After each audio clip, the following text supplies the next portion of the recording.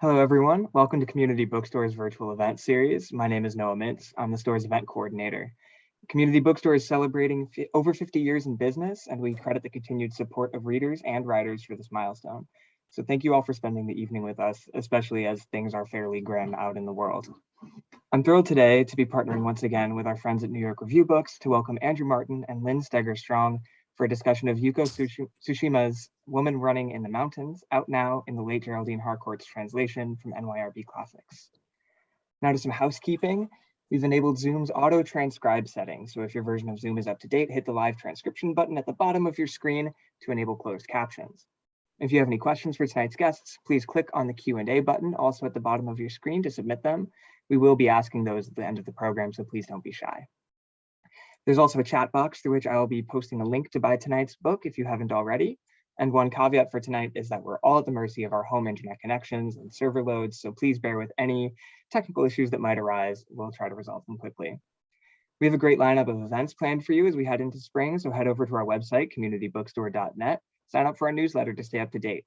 One that I want to point out in particular is tomorrow night at 7:30, we'll be hosting a Women's History Month event with the authors of A People's Guide to New York City.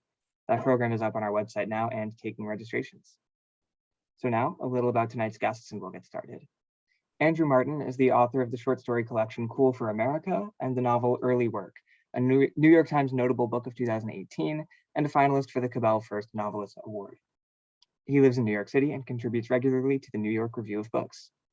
And Lynn Steger is the author of the novels Hold Still, Want, and the forthcoming Flight. So now, without any further ado, I'll hand it off to you, Andrew. Lynn, thanks so much for joining us tonight. Thanks for having us, Noah. I'm starting, I guess we're both wanted to start. I was teaching today and I said a version of this to my students, which is to say, it feels both worth acknowledging how sad and heavy the world feels, and also just to say I used to sort of try to talk about it more, but it's become bigger than I think language can address. So instead, to just say, I hope Andrew and I can sort of create a space of an hour in which we don't look at our phones and don't have a little less terror, and just appreciate that Tsushima made something beautiful. So I'm excited to be here. I very much love to talk to Andrew Martin about books. So hopefully this is as enjoyable for you all as I imagine it will be for me. Yeah, I love talking to Lynn about books, and also feel the heaviness of what's happening in Ukraine, and the State of the Union's right after this, so you just glide right in programming wise. But yeah, I mean, I think it hopefully doesn't sound trite to say that it does feel like a privilege to be able to talk about literature and be safe, and wish that for everyone and the people in Ukraine and everywhere else. But it is great to get to talk about this particular book and this writer who I really love. And so I guess I thought that I would start by just giving like a quick overview of her life and career, and then Lynn, you can talk about the book that we're talking about tonight, and just so that we're all starting from the same place. But a couple of years ago, I wrote a long New York Review piece about Tsushima's body of work, and at the time, very little of her work was in print in English, so I had to read a out-of-print hardcover of Woman Running in the Mountains. And so I'm really grateful that the New York Review has put it back in print in this very lovely new edition, with the translation that Geraldine Harcourt did in the early 90s still in place, and it's a lovely translation.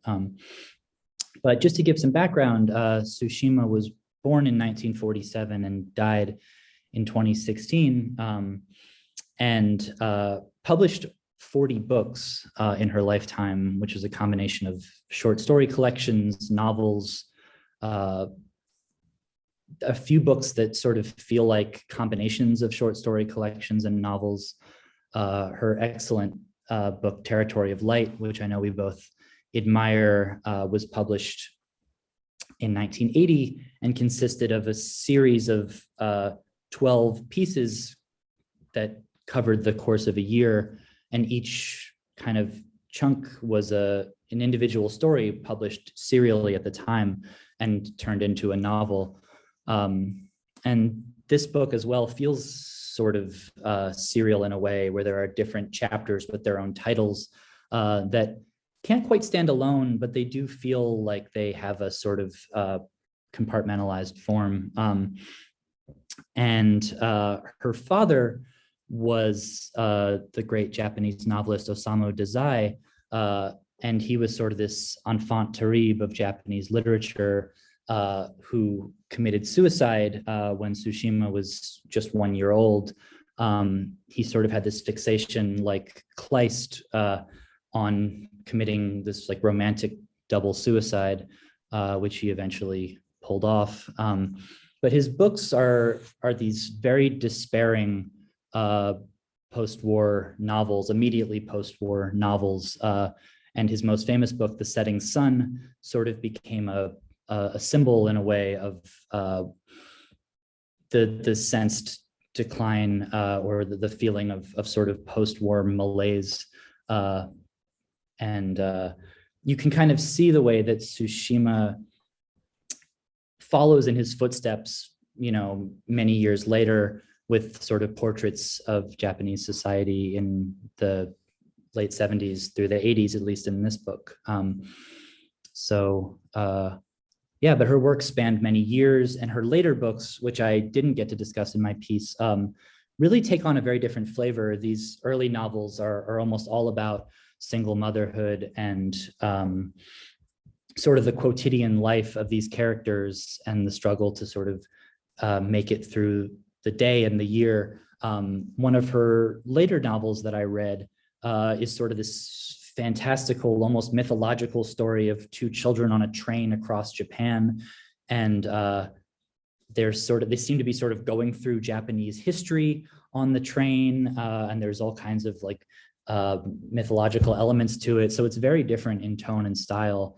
And I would love it if someone, hint, hint, NYRB, would publish some of the books in between this one and that one, so I could see how her work evolved, because it does feel very abrupt in the stuff we have in English at the moment. But yeah, that's sort of the starting point. Yeah, I feel like it's worth saying again, only to make to beg to publish more books, that I came to Tsushima through Territory of Light, which was published earlier, and now obviously this book has just come out. And what's sort of incredible to me even about those two books is Territory of Light is also about a single mother, like Andrew said, and we'll talk more about this I think soon, but and Lauren Groff talks about this a little bit in the intro too. Territory of Light feels like almost like it's closed in on itself, and so much of woman running in the mountains feels like it's sort of a woman opening up. And it's just worth saying, and even the idea of like the one book is about a single mother of a 3-year-old, and the one book is about a single mother in the first year of motherhood. And I think one of Tsushima's extraordinary strengths is to be so deeply embedded in the texture of the experience that they feel like vastly different books, in the exact way that being the mother, in my experience, to a newborn is a vastly different experience than being a mother to a 3-year-old.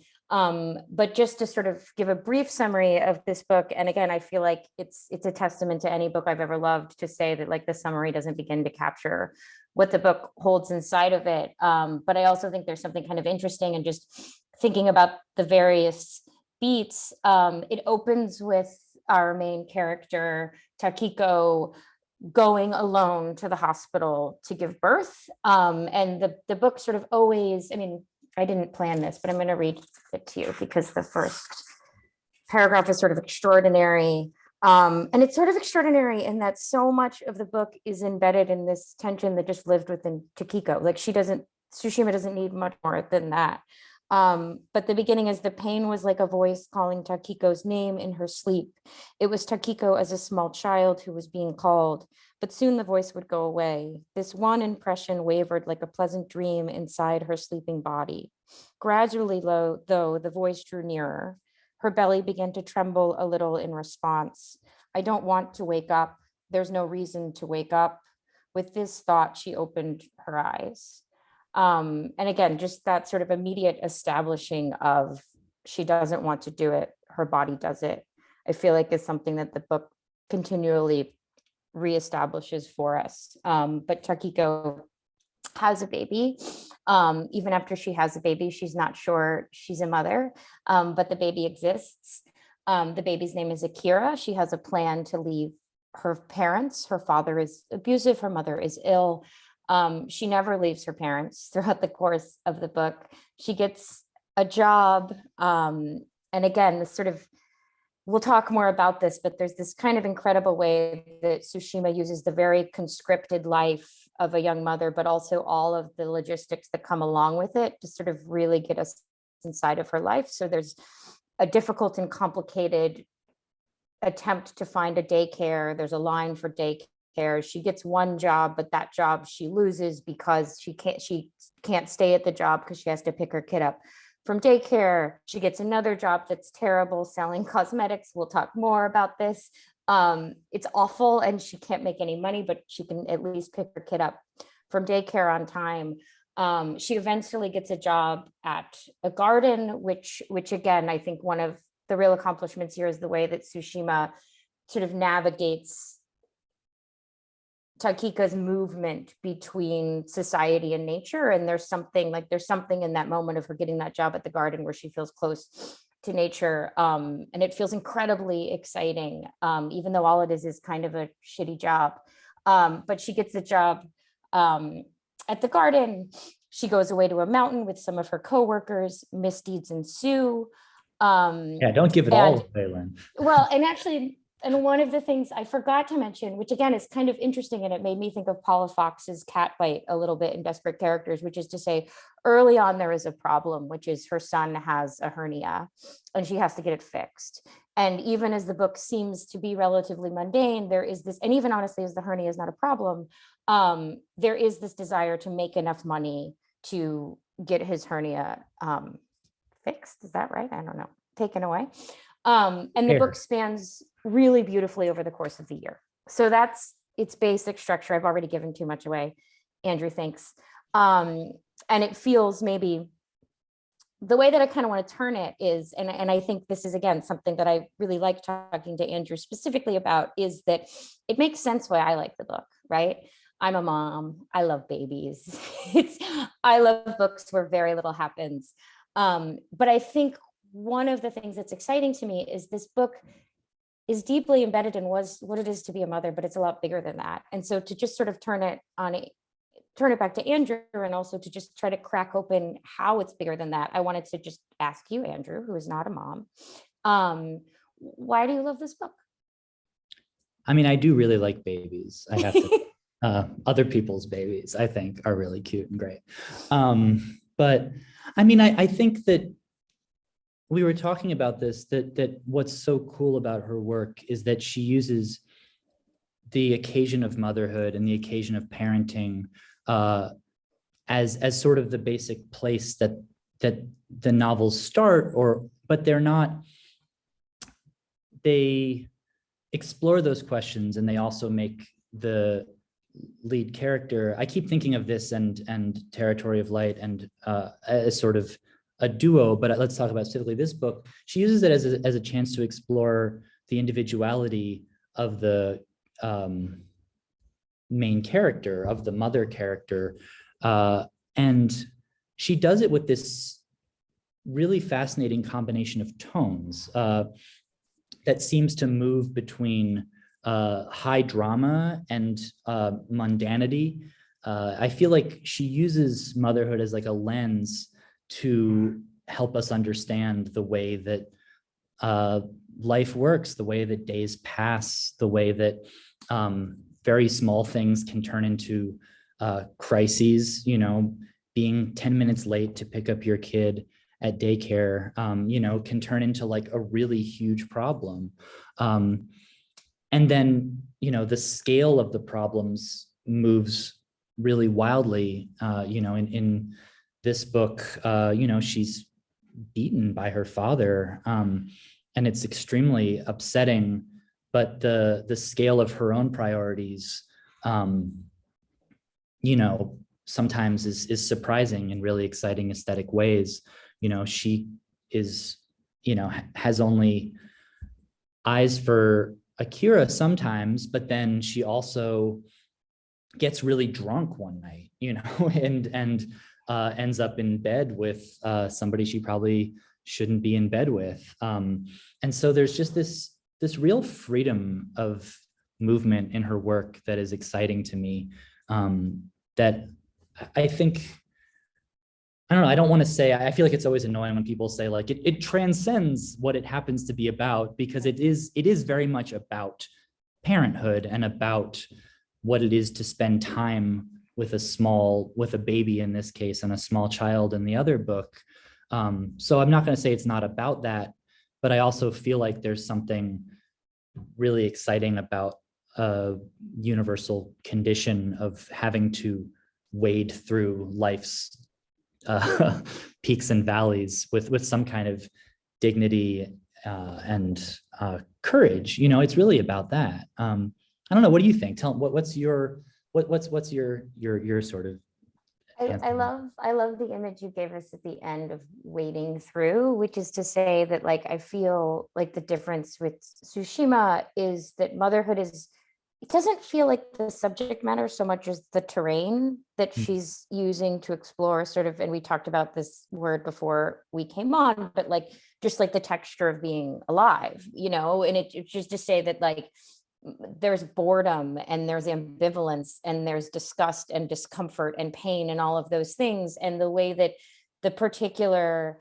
trajectory of the first year of motherhood gives her access to that. I mean, I think the word courage is also interesting in thinking about she's a single mother. And I think there's an asterisk in the novel that says that only 0.8% of children in Japan at the time were illegitimate, right? And so there is this extraordinary awareness of her being marginalized and not a part of the group. And there's all of these moments where she recognizes herself as like other and then other again. And yet it's also this story of this 21-year-old woman, like finally gaining access to agency, which again feels like what so many novels are about, right? Like the fact that her child is, I mean, one thing that I constantly think about when I'm writing, and specifically when I'm writing about women, is the way that the woman is subject and object at the same time, right? And there's something that when she becomes a mother and she inhabits the space of caretaking, she has this relationship to subjectivity, and she's 21 years old when she has the baby. She has this relationship to subjectivity that suddenly we watch her sort of take hold of. And there's something kind of extraordinary. The book opens with her going to the hospital, and then a year later she returns to the hospital. I'm giving it all away, Andrew, but she returns to the hospital for Akira's surgery, and she leaves the hospital again, right? She leaves the hospital early in the book and she leaves the hospital at the end of the book. And there's a feeling, I was rereading it before we started, there's this feeling to me that when she leaves the hospital the second time is when she becomes a mother, right? Which also felt really true to me in terms of like the idea that you inhabit a role as soon as you bodily inhabit a role, right? The idea that she woke up on page 1, I kind of like, I don't believe, right? Like it took her this year to fully inhabit that role, which again, okay, it's motherhood here, but like it could be lots of things, right? I feel like we're getting, go ahead. Well, and there's also this sense that like within that circumscribed role, I mean, she's like constantly pushing against the boundaries of what she can do or what she's supposed to do. And there's like this book, one of the things I love is that it starts out often very claustrophobic. Like she's in this like claustrophobic house with her family who are pretty awful to her. Her mother's constantly saying like, why didn't you get an abortion? And it's sort of like a movement towards the light in a way. I mean, she it is really extraordinary how the tone shifts as she starts working at this garden and meets these new people and just like discovers a new way of reckoning with her life. It's like moving from, I don't know, a very cramped space into an open one. And yeah.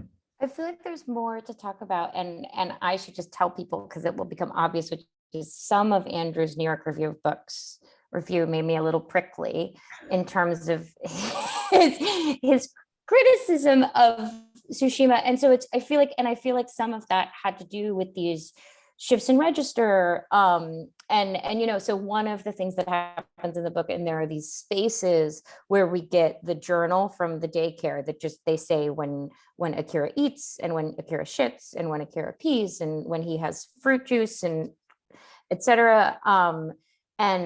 And what's interesting about that is one of the registers that the book engages with is boredom, right? Mm-hmm. And I wonder about that register in fiction, what you think it can accomplish in fiction, and also the other registers that felt exciting to you in this book.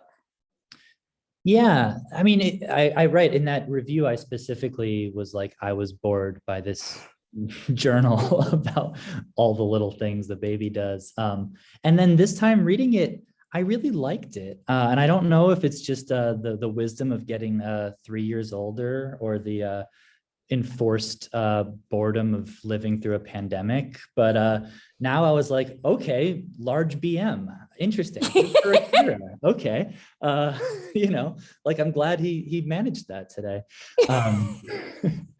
So, and then I think also you had said, I can't remember if I used this word in the review, but maybe implied it, that there's an element of melodrama and that you weren't sure how you felt about that. And to me, I don't think that's a bad thing. To me, I think there's like there's a shift in register to something that feels almost like a romantic comedy at points in this book that felt really unique from having read all of her other work, that felt a little bit more like it was sort of pointing toward genre convention in a way that I think is very fun and interesting. You know, she meets this like brooding man who it turns out has a 10-year-old with Down syndrome. And so they're both sort of outcasts. They both have children, and they're perfect for each other, or are they, you know? And so like the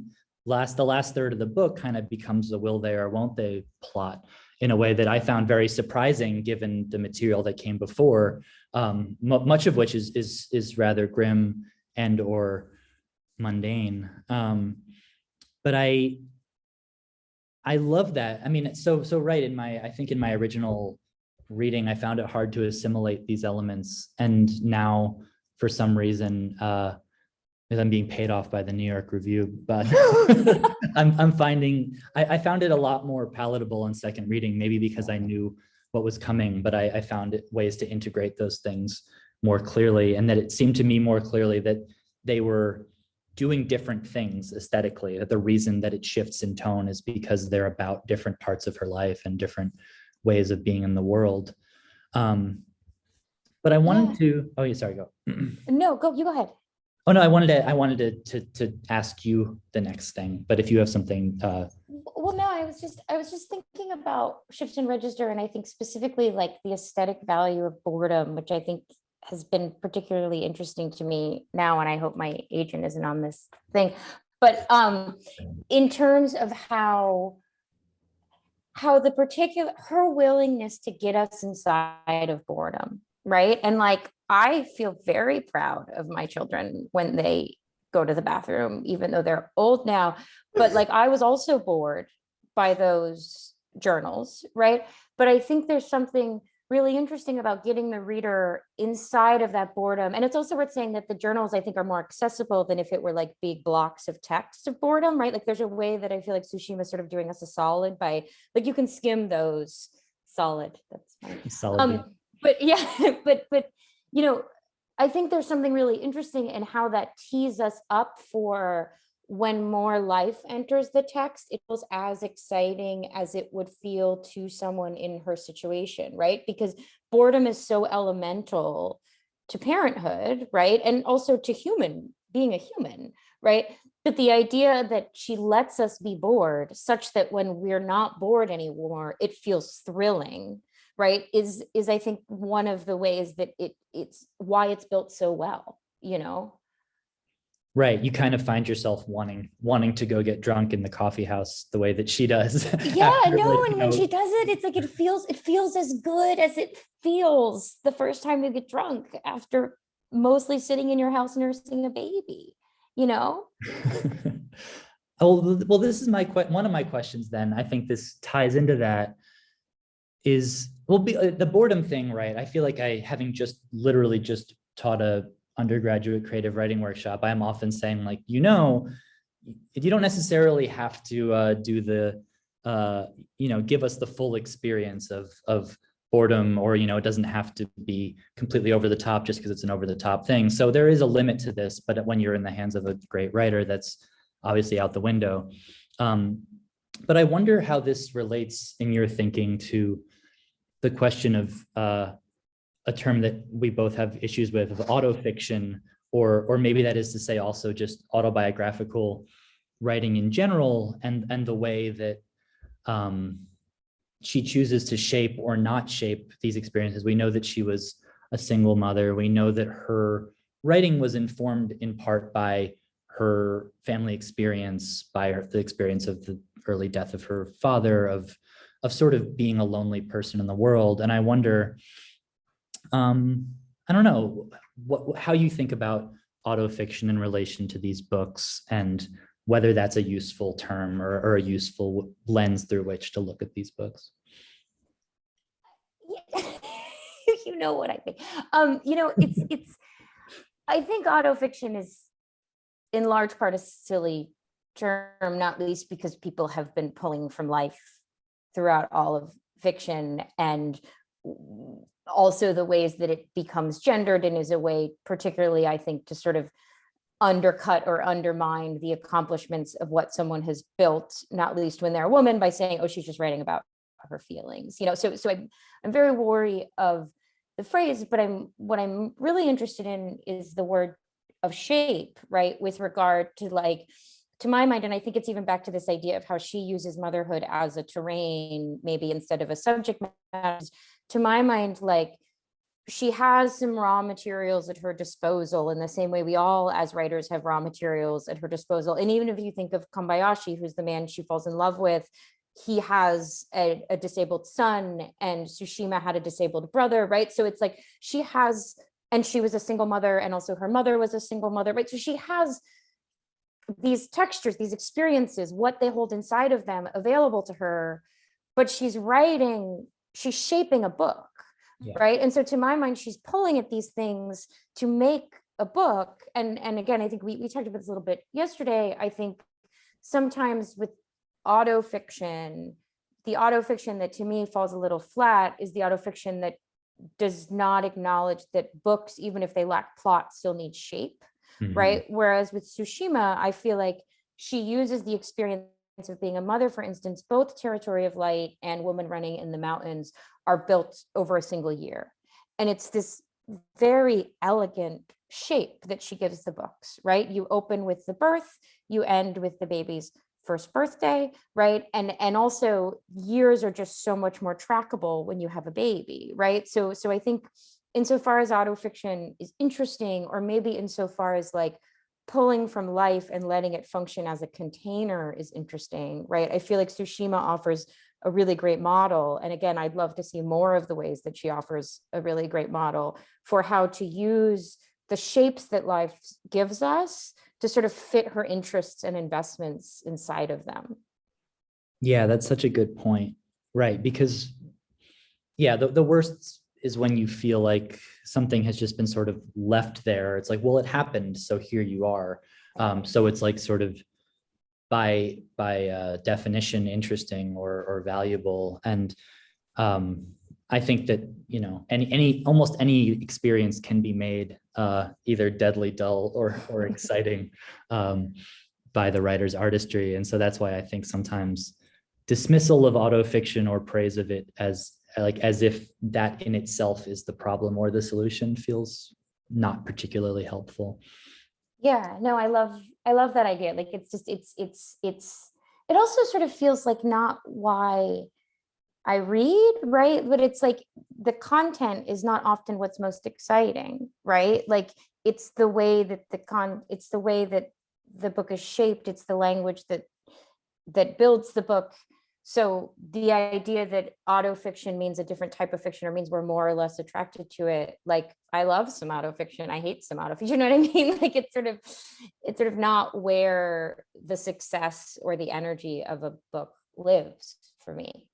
Yeah, and also, I mean, I think it's worth mentioning that, and again, this was something that I learned when I was researching my original piece, and I don't know as much as I would like to about, and if anyone in the audience wants to talk about, knows about this and wants to pitch in something, that she's writing in the tradition of the Japanese I novel, I as in the letter I, which as far as I understand, feels like kind of a precursor to autofiction, or at least terminologically similar, in that it's a sort of autobiographical fiction, or fiction that is following a particular person as they go about their life. And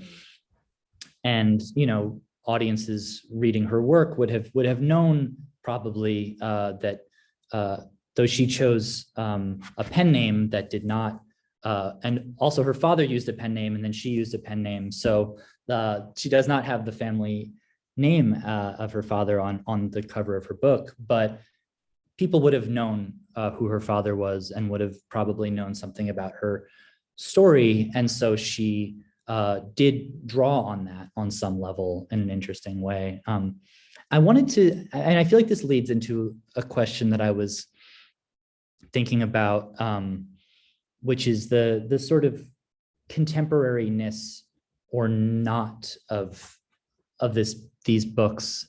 And this is kind of a curveball, but it was just something I was thinking about today, like whether or not they feel like they're portraits of their moment, or whether they feel like they're sort of speaking directly to us. And I think that question, the 0.8% of children born out of wedlock, or at least registered as such in 1980 in Japan, is a really striking question. And there is a lot of angst and shame around the fact, every time she tries to register Akira at a nursery, she has to, kind of dance around the fact that the father's not in the picture.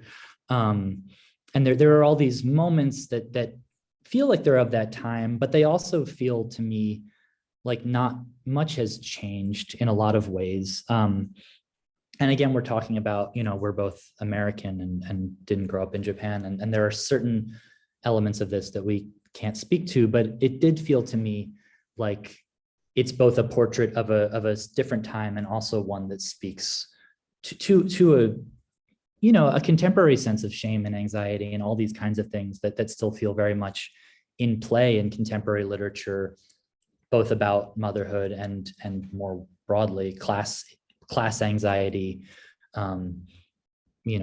all these things.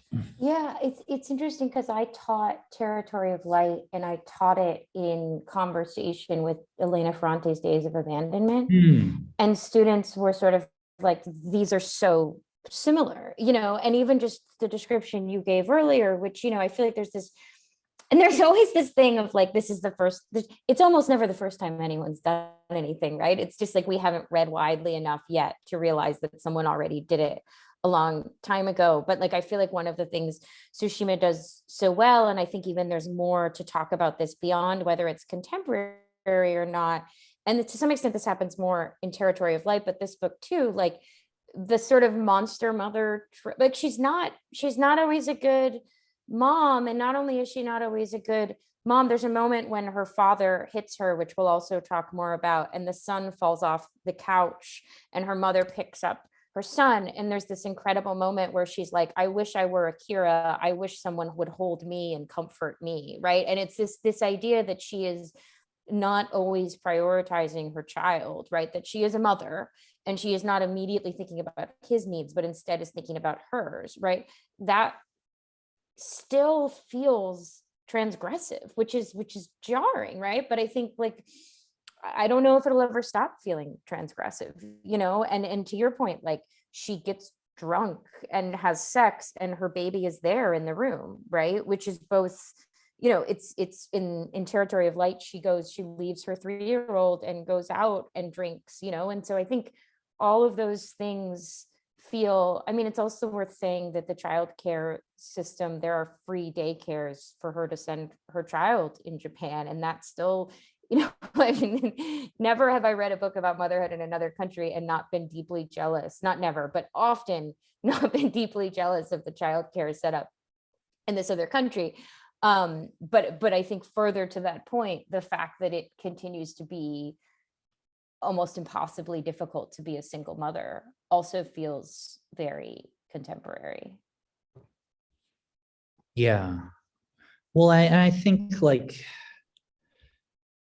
I don't know, that question that about the motherhood, while I'm talking to you, I'm trying to read a note that we had, that this feeling of, I don't know, like what she does that feels outside of the sort of, you said like the bad mom lit or something, which does feel like it's become something that comes up a lot, and it's an interesting, like there is, I feel like, at least in like the way that books are discussed or marketed right now, like a lot of interest in like a certain picture of unconventional motherhood or sort of bad parenting, or the Rachel Cusk thing where you like write a book where you like admit that you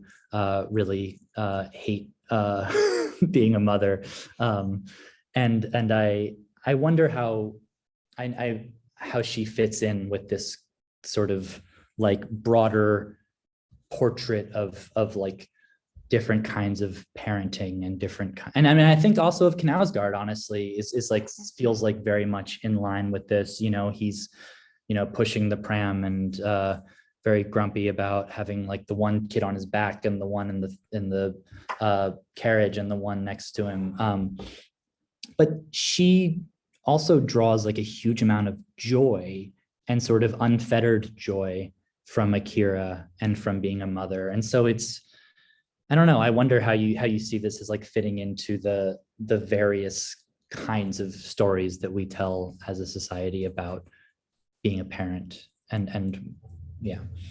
Well, I think,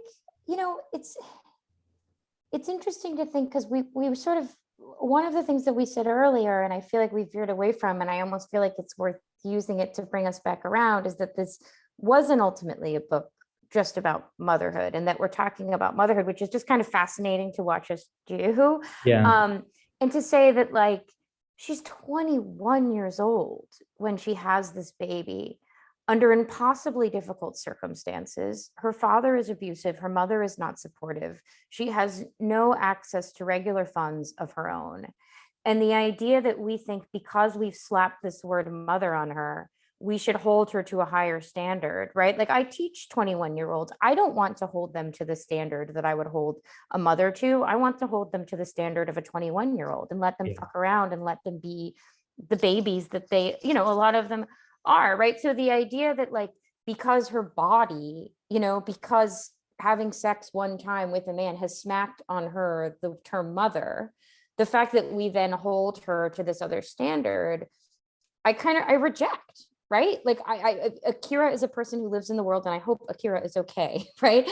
But also I want to be able to engage with, and again, I think this is something that Tsushima asks us to do, and it might be, I feel like we didn't talk about this yet, but it feels worth saying that Andrew was talking earlier before about how he tried to throw this book on some friends and some of them didn't want it, right? I feel like there's something that makes people uncomfortable when you're sort of like, okay, the word mother is attached to this person, but I'm also asking you to allow her to exist outside of that word, right? And again, I feel like this book is quite good. And then the way I think it's not about motherhood is we all have something like that, right? We all have words that we're being asked to exist within that then, I mean, this is Foucault, it's not that interesting, right? We've heard it before, but like we all have these words that we're being asked to exist within that sort of negate all these other things that we also want to be, you know? I don't know, I want to turn that back into a question of, I mean, maybe what's worth doing to turn it into a question is just to ask you, like,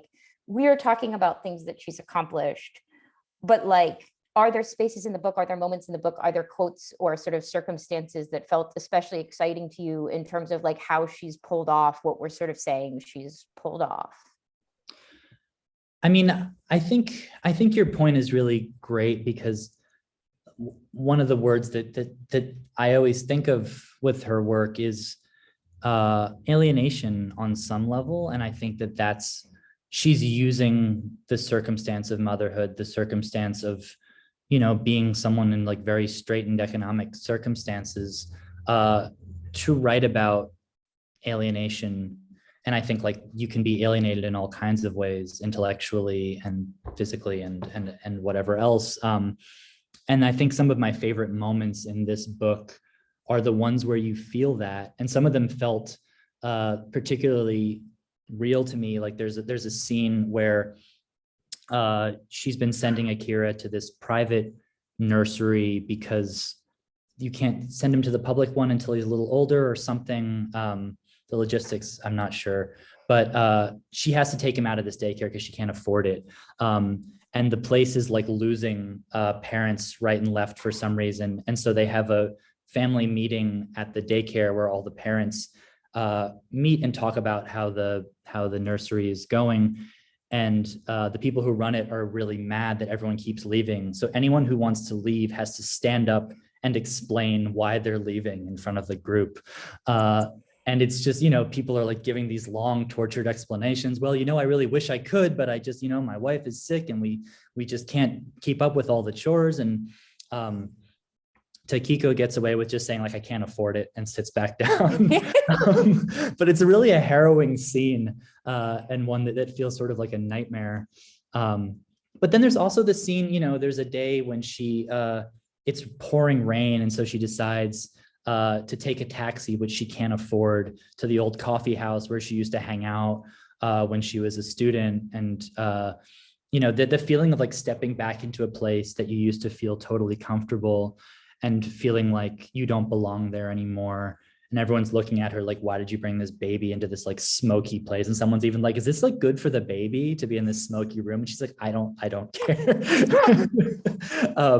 But something about that, it also felt particularly poignant in the whatever this is, not quite post-COVID time, in which every time I set foot in a bar, which is the place that I have traditionally felt most comfortable as a human being, I'm like, should I be here? Is this okay for me? Yeah. Is it okay to be in like a place with other people in it where there's music playing, you know? So yeah.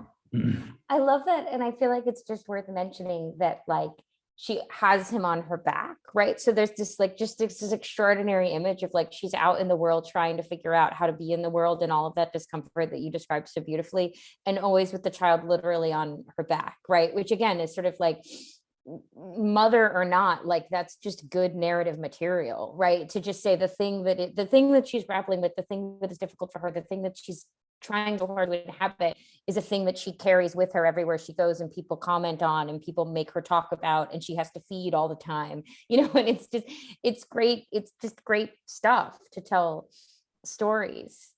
I wonder, there's the moment when she, and this is I like to run, but there's this thing that she says, and she says it more than once, about just wanting to run and not feel with the baby. So I'm going to read it. And then I'm also going to say that if people want to put stuff in the Q&A, it's 8:15. So we can start answering questions after I read. It's exciting. Can I read, Andrew? Is that boring?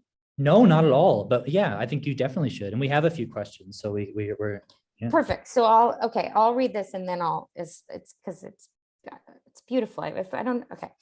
For an instant, and this is right at the beginning. This is also before she's had the baby. And a thing we didn't talk about, but that feels worth talking about, is how she has an incredibly active dream and fantasy life. And again, the way this book to me is so much about like a woman who has almost no access to agency and power, finding spaces in which she does have access to agency and power. Then there's this, anyway, so this is before she has the baby, but she's sort of having this fantasy. And she says, for an instant, Takiko closed her eyes and pictured herself holding a baby lightly to her breast and running at top speed. This was the way she had gone on imagining herself, while her mother's crying and her father's shouting echoed around her, ever since her mother had found out she was pregnant. At school, she hadn't actually liked running at all, yet now she couldn't stop seeing this image of herself. It was not that she was running away. She just wanted to be tough and free and to move, a state that knew no emotion, to be allowed to exist without knowing emotion. Which I would like that. I know. One of the other things, of course, I was grumpy about in my review was all of her dream sequences, which MFA programs teach us, never, ever have a dream sequence. But again, on this reading, I feel like I'm glad she's breaking the rules, because I think you make a really good point about what function they're serving, which is escape, and that, the whole book is about the attempt to escape in a way. And so why not show this in her fantasy life? There's a question here that I feel like is directly related to what we're talking about right now. And I thought maybe we could start with this one. From P. Fong, saying, she's presented as a kind of mindless, self-centered, vaguely rebellious teenager, rude to her mother, friendless. So I find it hard to accept that becoming a mother transforms her into a person who actually takes fairly good care of this baby. It's one thing to value the story as one of transformation, but is she believable? I mean, I feel like, and I weirdly feel like the mom who's like, I'm going to answer this, but like, I feel like she's believable for all of the reasons we talked about. I'm not sure the terms upon which she wouldn't be believable, right? Which is to say, I mean, it's first to say that like,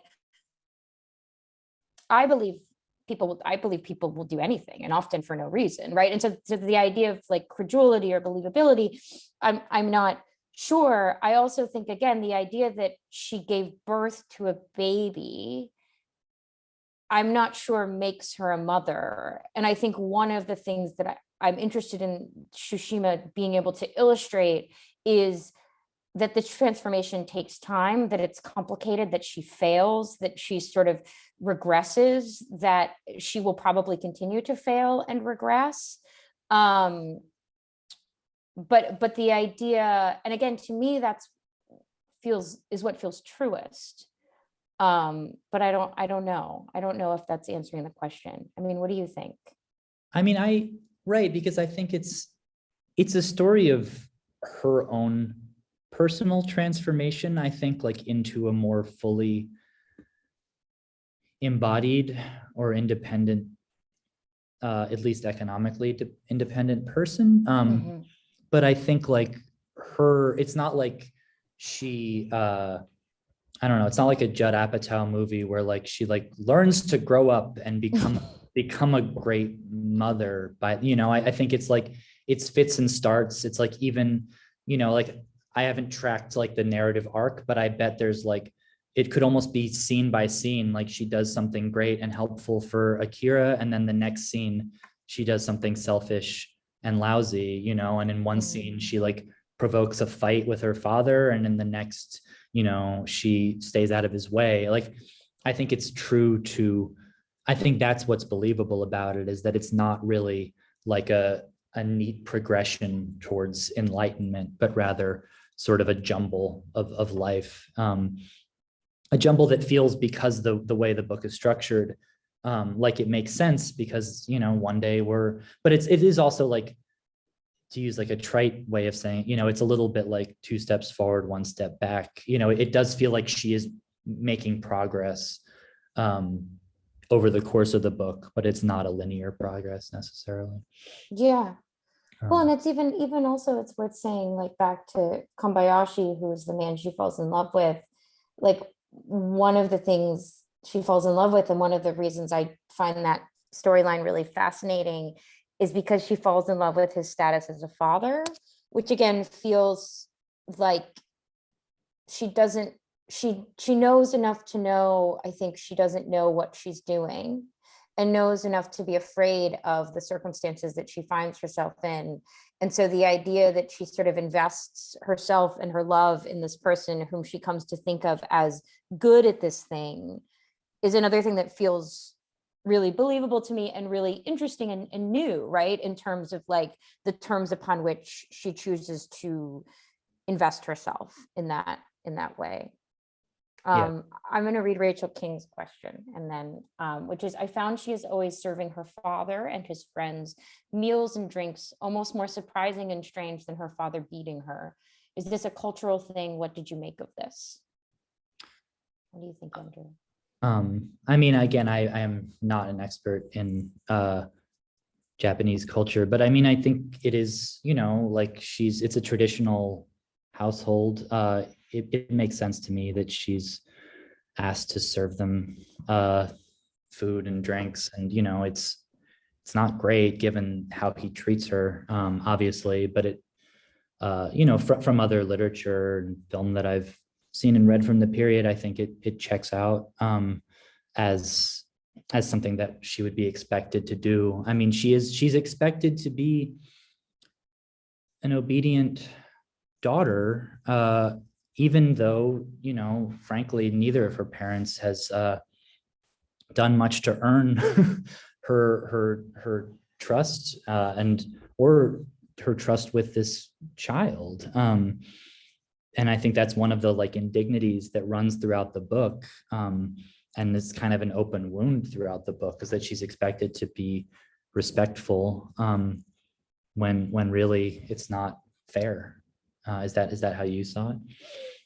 Yeah, I mean, I think, and again, we talked, the thing that I appreciated about the way the book was built is that her father is beating her and she is waiting on them, but the way that it allows those things to happen so matter-of-factly and without really lingering on them, and also while sort of, I mean, there's a moment late where she's sort of waiting on them and doing it, and then she ends up leaving into the rain, and again, this is something that I feel like Tsushima repeats. Like there's a moment in Territory of Light too where she's with her child in the rain and it feels really exultant and exciting. And so to say that, like, and I similarly, I feel both not like an expert and also like having read quite a bit and seen quite a bit of film from this period, the idea that it was just understood feels pretty right again. And I don't want to, but then I think the way that Tsushima lets that conscription and lets that sort of role that she has no choice but play exist, but still lets her sort of retain prominence within the novel feels really cool and exciting, right? In terms of she's not escaping, she can't escape, she can't afford to escape, right? But she maintains a sense of herself even in the face of all the ways that no one else really cares if she has one. Yeah. Well, and you mentioned Ferrante earlier, and it made me think of another novel of our recent era that also deals with the patriarchy and the particular condescension and a different way of rebelling against it, which was The Vegetarian by Han Kang. And that book also seems to be about, you know, obviously it's about rebellion, and a pretty wild rebellion against patriarchal expectations, and very explicitly so, against sort of being expected to be the subservient wife and mother. And be an interesting like book to read in conversation with Tsushima, I feel like. Yeah, and what's interesting about that book is how the word conscripted, and Ferrante too, right? Like that idea of like days of abandonment, they're trapped in the apartment, and then the idea in The Vegetarian, all of the violence that she enacts is on her body, really, right? Like it's like, and even the way she's trapped in that apartment, right? That it's sort of like, okay, if we understand that breaking out is absurd, right? If we understand that the systems are so tightly wound that we can't sort of assert ourselves in the way maybe a man in a novel would be able to assert themselves to go out into the world, how do you establish a journey that's wholly embedded in the body or in the individual? Another book that I brought up to Andrew earlier was Maria Louise Bombal's House of Mist. She's a Chilean writer, and she has to do what she has to do as a woman, but she has this extraordinary fantasy life, and just the fantasy all by itself gives the reader access to the fact that freedom, again, might not be freedom as we think of it, but is accessible if we reconsider where that freedom might come from. Yeah, I really want to read that book. You should, and then we'll talk about it. Do you want to read the next one? Yeah, this is our last question, and we're almost at the end, so maybe we'll end here. William Schneider asks, how interior is the novel? Are we often in the narrator's head reading her thoughts, etc., or does the reader primarily come to know the narrator from exterior observation? We'll say this one is in close third person versus Territory of Light is first person narration, which is interesting. But we're pretty deep in her head, right? I mean, we're seeing the world from her point of view. I think it is cool that that diary, some of the diary entries are written by members of the Midori nursery staff, and they're often, in fact, like, I really love their tone. It's like sort of this like bumptious tone where it's like, he looks over like, how are we feeling today? Like, oh, I don't like that. Okay, mister, like, back you go. And then it goes to hers, and it's just like, woke up, like, angry. I'm so excited about how you've come around to the diaries. It brings me so much joy. But yeah, I mean, I feel like it's quite interior. It's really interior, although I think the way that Tsushima is really interested in the external world, and especially the natural world, is like a space of comfort for Takiko. The third is really useful in that way, right? Because it's a close third, but also we do really get to see the world and think about light, but also we get access to it too. Yeah, you almost froze there, and that would have been like just the perfect way to. But we pulled it off. We did it, and I thought I was gonna get logged off. No, you didn't. It went smoothly, and it went so well. Thank you both so much for really a wonderful, insightful conversation. Those of you at home, please consider purchasing a copy of Woman Running in the Mountains from Community Bookstore. We hope to see you at another virtual event very soon. Yes, beautiful book. Thanks to our friends at New York Review Books Classics. Thanks so much for joining us, Lynn, Andrew. This was a pleasure. Thank you, guys. Thank you, Andrew. Thank you so much, Lynn. And there's a great final question from Ellen Gwynn that we can't get to, but thank you so much for putting it, and we're going to read it on our own time. Thank you. Thank you. Yeah, I was sorry, I was reading it. It's really good. If you don't mind sticking around a minute, feel free to answer. It's more of a comment. Should we just read it? Do you want me to just read it? Yeah. Let's just read it. And people, having a baby is transformative because you suddenly have this innocent being who is 100% dependent upon you to survive. And many of us can rise to that new responsibility, yet simultaneously being a single parent differs significantly than having a co-parent. Because if you are feeling crazed as a mother, you can hang on until the co-parent gets home and then you get a break. I haven't read the book yet, but clearly she never gets a real break, which is enough to bring out dark places in any parent. Thank you, Ellen. I'm glad we read that. Yeah, that's a great note to end on, I feel like. Yeah. Absolutely. Well, thanks again, everyone. Have a great night. Thank you. Everybody. Thanks, Have a good night, everybody. Take care.